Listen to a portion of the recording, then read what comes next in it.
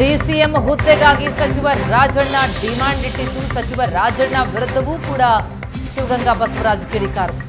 DCM ಹುದ್ದೆ ಬೇಕಂದ್ರೆ high command ಬಳಿ ಚರ್ಚಿಸಬೇಕು. ಅಧ್ಯಕ್ಷರು ಎಚ್ಚರಿಸಿದ್ರು, ಅದನ್ನ ಮೀರಿ ಮಾತನಾಡ್ತಿದ್ದಾರೆ. ಪಕ್ಷ ಕಷ್ಟ ಕಾಲದಲ್ಲಿದ್ದಾಗ ರಾಜಣ್ಣ ಮಾತೇ ಆಡಿಲ್ಲ. ಪಕ್ಷ ಕಷ್ಟದಲ್ಲಿದ್ದಾಗ ಕಾಂಗ್ರೆಸ್ ಗಟ್ಟಿಗೊಳಿಸಿದ್ದೇ ಡಿಕೆಶಿ ಅಂತ ಮತ್ತೆ ಡಿಕೆ ಪರವಾಗಿ ಬ್ಯಾಟ್ ಬೀಸಿದ್ದಾರೆ. ಡಿಕೆಶಿ ಮುಖ್ಯಮಂತ್ರಿ ಆಗಲೇಬೇಕು ಎನ್ನುವ ಬಲವಾದ ಧ್ವನಿ ಎತ್ತಿದ್ದಾರೆ. ಅಧ್ಯಕ್ಷ, ಈಗ ಚುನಾವಣೆಯಲ್ಲಿ 1 ರಿಂದ 9 ತಂದು ಪಕ್ಷನ ಒಂದು ಹಂತಕ್ಕೆ ತೋರಿಸಿದ್ವಿ. ಈಗ ನಾನು ಕೆಪಿಸಿ ಅಧ್ಯಕ್ಷ ಆಗ್ಬೋದು, ಈಗಾಗೋದಲ್ಲ. ಪಕ್ಷ 0 ಇದ್ದಾಗ ಆಗಿ ಮಾಡಿ ತೋರಿಸಿದ್ರೆ ಅದು ಹೌದಪ್ಪ. ಯಾಕೆಂದ್ರೆ ಅವ್ರು ಪಕ್ಷ ಸಂಘಟನೆ ಮಾಡ್ತಾರೆ, ಸಂಘಟನೆ ಚತುರರಿದ್ದಾರೆ, ಎಲ್ಲದಕ್ಕೂ ಪಕ್ಷಕ್ಕೆ ತ್ಯಾಗ ಮಾಡಿ ಸಿದ್ಧವಾಗಿ ನಿಲ್ತಾರೆ ಅನ್ನೋ ಉದ್ದೇಶಕ್ಕೆ ಅವ್ರನ್ನ ತಂದು ತೋರಿಸಿದ್ರು. ಅದೇ ಇವತ್ತು 1 ಇರೋದು 9 ಬಂತು, ಕೆಪಿಸಿ ಅಧ್ಯಕ್ಷ ತನ ಕೇಳ್ತೀರಿ ರಾಜಣ್ಣ ಅವರು. ಅದೇ 1 ಇರೋದು ಮೈನಸ್ ಆಗಿ 0 ಆಗಿದ್ದಿದ್ರೆ ಕೇಳ್ತಿದ್ರ.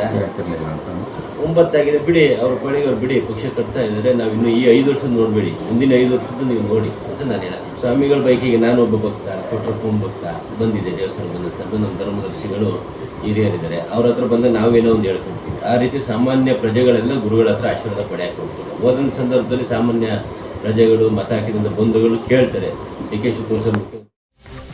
ಈ ಬೆಳವಣಿಗೆಯ ಕುರಿತಾಗಿ ಇನ್ನಷ್ಟು ಮಾಹಿತಿಯನ್ನ ಪಡೆಯೋಣ. ನಮ್ಮ ಪ್ರತಿನಿಧಿ ಮಾರುತೇಶ್ ಈಗ ಸಂಪರ್ಕದಲ್ಲಿದ್ದಾರೆ. ಮಾರುತೇಶ್, ಕಾಂಗ್ರೆಸ್ನಲ್ಲಿ ಕೆಪಿಸಿಸಿ ಅಧ್ಯಕ್ಷಗಿರಿ ಬದಲಾವಣೆಯ ಕೂಗು ಜೋರಾಗ್ತಾ ಇರುವಾಗ ಪದಾಧಿಕಾರಿಗಳ ಸಭೆಯನ್ನೇನು ಡಿಕೆ ಶಿವಕುಮಾರ್ ಕರೆದಿದ್ದಾರೆ. ಈ ಸಭೆ ಯಾವ ರೀತಿಯಾದಂತಹ ಸಂದೇಶ ರವಾನಿಸ್ತಾ ಇದೆ, ಯಾರೆಲ್ಲ ಭಾಗಿಯಾಗ್ತಾ ಇದ್ದಾರೆ, ಜೊತೆಗೆ ಈ ಮೂಲಕ ಹೈಕಮಾಂಡ್ಗೂ ಕೂಡ ಒಂದು ಮೆಸೇಜ್ ಕಳಿಸುವಂತ ಪ್ರಯತ್ನ ಡಿಕೆರಿಂದ ಆಗ್ತಾ ಇದೆಯಾ ಅಂತ?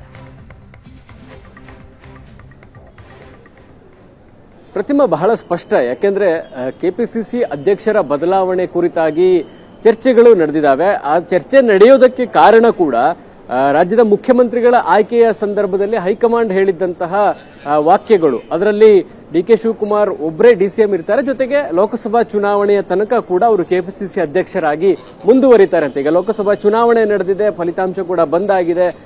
ಈಗ ಅಧ್ಯಕ್ಷರನ್ನ ಬದಲಾವಣೆ ಮಾಡ್ತಾರಾ ಅನ್ನುವಂಥ ಚರ್ಚೆ ಈಗ ಶುರುವಾಗಿದೆ. ಅದನ್ನೇ ರಾಜಣ್ಣ ಅವರು ಪದೇ ಪದೇ ಹೇಳ್ತಾ ಇದ್ರು. ಹೈಕಮಾಂಡ್ ಹೇಳಿದ ಹಾಗೆ ನಡೆದುಕೊಳ್ಳಿ, ಅದನ್ನ ಅವರಿಗೆ ನೆನಪು ಮಾಡಿಕೊಡ್ತೀನಿ ಅನ್ನುವಂತ ಮಾತನ್ನು ಹೇಳಿದ್ರು.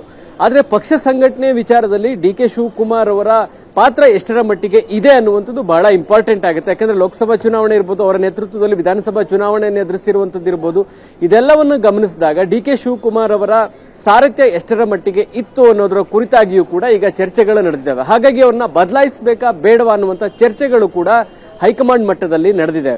ಆದ್ರೆ ಡಿಕೆ ಶಿವಕುಮಾರ್ ಅವರನ್ನ ಗುರಿಯಾಗಿಸಿಕೊಂಡು ಸಿಎಂ ಬಣದಲ್ಲಿ ಇರ್ತಕ್ಕಂಥ ಸಚಿವರುಗಳು ನೀಡುವಂತ ಹೇಳಿಕೆ ಬಗ್ಗೆ ನಾನು ತಲೆ ಕೆಡಿಸ್ಕೊಳ್ಳಲ್ಲ, ಪಕ್ಷ ಸಂಘಟನೆಯನ್ನ ಮಾಡೇ ಮಾಡ್ತೀನಿ, ಪಕ್ಷ ಸಂಘಟನೆಯ ಕೆಲಸದಲ್ಲಿ ಎಷ್ಟು ಕಮಿಟ್ಮೆಂಟ್ ಇದೆ ಅನ್ನೋದನ್ನು ಕೂಡ ತೋರಿಸಿಕೊಡ್ತೀನಿ ಅನ್ನುವಂತ ಸಲುವಾಗಿ ಕೆಪಿಸಿಸಿ ಪದಾಧಿಕಾರಿಗಳ ಸಭೆಯನ್ನ ಡಿಕೆ ಶಿವಕುಮಾರ್ ಅವರು ಕರೆದಿದ್ದಾರೆ.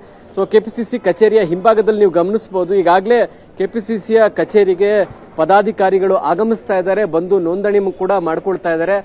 ಕೆಪಿಸಿಸಿ ಹೊಸ ಕಟ್ಟಡ ಇಂದಿರಾ ಗಾಂಧಿ ಭವನದಲ್ಲಿ ಈ ಪದಾಧಿಕಾರಿಗಳ ಸಭೆ ಇದೆ. ಬಹಳ ಪ್ರಮುಖವಾಗಿ ಕೆಪಿಸಿಸಿ ಕಾರ್ಯಾಧ್ಯಕ್ಷರುಗಳು, ಜಿಲ್ಲಾಧ್ಯಕ್ಷರುಗಳು, ಕೆಪಿಸಿಸಿ ಪ್ರಧಾನ ಕಾರ್ಯದರ್ಶಿಗಳು, ಜೊತೆಗೆ ಕೆಪಿಸಿಸಿಯ ವಿವಿಧ ವಿಭಾಗಗಳಲ್ಲಿ ನೇಮಕ ಆಗಿರ್ತಕ್ಕಂಥ ಸದಸ್ಯರು ಅವರೆಲ್ಲರೂ ಕೂಡ ಈ ಸಭೆಗೆ ಆಗಮಿಸ್ತಾ ಇದ್ದಾರೆ.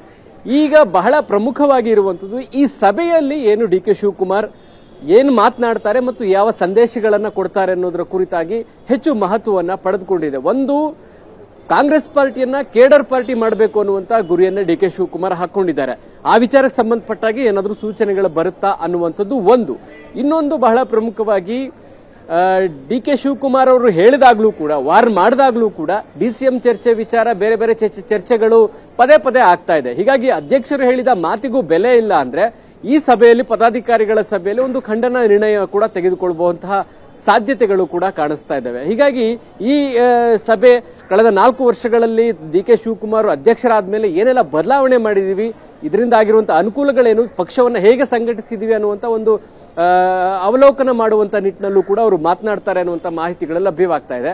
ಆದ್ರೆ ಒಟ್ಟಿನಲ್ಲಿ ಅಧ್ಯಕ್ಷರ ಬದಲಾವಣೆಯ ನಡುವೆ ಯಾವುದೇ ಅಧ್ಯಕ್ಷರ ಬದಲಾವಣೆಗಳ ವಿಚಾರದ ಬಗ್ಗೆ ನಾನು ತಲೆ ಕೆಡಿಸ್ಕೊಳ್ಳಲ್ಲ, ಪಕ್ಷ ಸಂಘಟನೆಯ ವಿಚಾರದಲ್ಲಿ ಕಮಿಟ್ಮೆಂಟ್ ಅಲ್ಲಿ ಕೆಲಸ ಮಾಡ್ತೀನಿ ಅನ್ನುವಂತ ಒಂದು ಸಂದೇಶವನ್ನು ಕೂಡ ಹೈಕಮಾಂಡ್ಗೂ ರವಾನೆ ಮಾಡ್ತಿದ್ದಾರೆ. ಜೊತೆಗೆ ಅವರನ್ನ ಟೀಕೆ ಮಾಡುವಂತವ್ರಿಗೂ ಕೂಡ ಡಿಕೆ ಶಿವಕುಮಾರ್ ಆ ಒಂದು ಮೆಸೇಜ್ ಅನ್ನ ರವಾನೆ ಮಾಡುವಂತ ಸಲುವಾಗಿ ಈ ಸಭೆ ನಡೀತಾ ಇದೆ. ಪ್ರತಿಮಾ. ಎಸ್ ಮಾರುತೇಶ್, ಮತ್ತೆ ನಿಮ್ಮನ್ನ ಸಂಪರ್ಕಿಸ್ತೀನಿ, ಇನ್ನಷ್ಟು ಅಪ್ಡೇಟ್ಸ್ ಪಡಿತಾ ಹೋಗ್ತೀನಿ.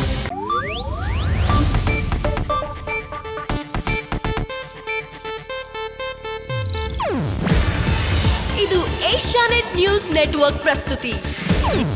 ನೀವು ನೋಡ್ತಿದ್ದೀರಾ ಏಷ್ಯಾನೆಟ್ ಸುವರ್ಣ ನ್ಯೂಸ್.